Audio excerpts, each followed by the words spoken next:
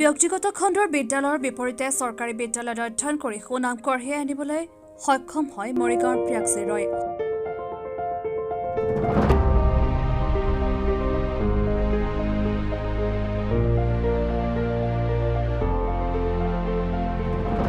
সদ্য ঘোষিত হাইস্কুল শিক্ষান্ত পৰীক্ষাত প্ৰতিটো বিষয়তে লেটাৰ নম্বৰ লাভ কৰি সৰ্বমুঠ 541 অৰ্থাৎ 90.16% নম্বৰ লাভ কৰি খান্দাজান চিঙিমাৰিলৈ সুনাম কঢ়িয়াই আনিবলৈ সক্ষম হয় প্ৰিয়াক্ষী ৰয় নামৰ ছাত্ৰীগৰাকী।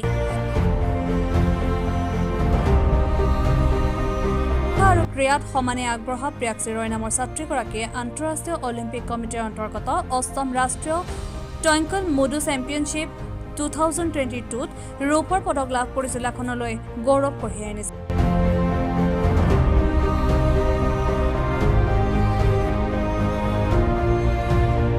মধ্যবিত্ত পৰিয়ালৰ ছাত্ৰীগৰাকীয়ে আশানুৰূপ ফলাফলত উৎফুল্লিত হৈ পৰিছে পিতৃ আশুতোষ ৰয়, মাতৃ ইতিৱালাৰ লগতে অঞ্চলবাসী। ইতিমধ্যে চিঙিমাৰী 10 ষ্টাৰ ক্লাবৰ সদস্যসকলে ছাত্ৰীগৰাকীৰ বাসগৃহত আহি গামোচাৰে সম্বৰ্ধনা জ্ঞাপন কৰাও পৰিলক্ষিত হয়। চৰকাৰী স্কুলতো ভাল ৰিজাল্ট কৰিব পাৰি। চৰকাৰী স্কুলত বহুত ভাল শিক্ষক থাকে। মই যিটো স্কুলত পঢ়িছোঁ শংকৰ মাধৱ, তাত মোক চব ছাৰ বাইদেৱে ভালকৈ পঢ়াইছে, নিজৰ ল'ৰা ছোৱালী হিচাপে পঢ়াইছে। প্ৰাইভেট স্কুলতকৈ চৰকাৰী স্কুল দুইটাত পঢ়ি ভালে ৰিজাল্ট কৰিব পাৰি, কিন্তু প্ৰাইভেট স্কুলত পঢ়িলে বহুতো টকা পইচাৰ অভাৱ থকা মানুহে প্ৰাইভেট স্কুলত দিব নোৱাৰে, কিন্তু চৰকাৰী স্কুলত দিলে আজিকালি বহুতো ভাল শিক্ষক চৰকাৰী স্কুলত নিযুক্তি পাইছে আৰু তেওঁলোকে আমাক ভালদৰে পঢ়াই আমাক এনেকুৱা এটা সফল ৰিজাল্ট পাবলৈ সক্ষম বনাইছে। ভাল লাগিছে যে স্কুলৰ নাম ৰাখিব পাৰিছোঁ মই।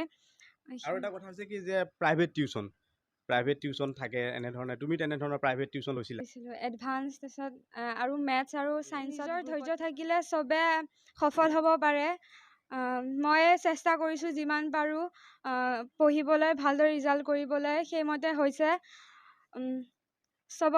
সকলোকে কওঁ যে নিজে যদি ভালদৰে পঢ়া শুনা কৰা, ক্ৰীড়াৰ লগত যদি যোগদান থাকে, তেতিয়াহ'লে ভৱিষ্যতে বহুতো চাকৰিত নিযুক্তি পাব পাৰি। ক'ৰবাত যোৱা অহা কৰোঁতে তাত মানে নিজে প্ৰটেক্ট কৰিব পাৰোঁ, সেইকাৰণে কৰিবলৈ ভালো লাগে আৰু স্বাস্থ্যটো ভাল ৰখা।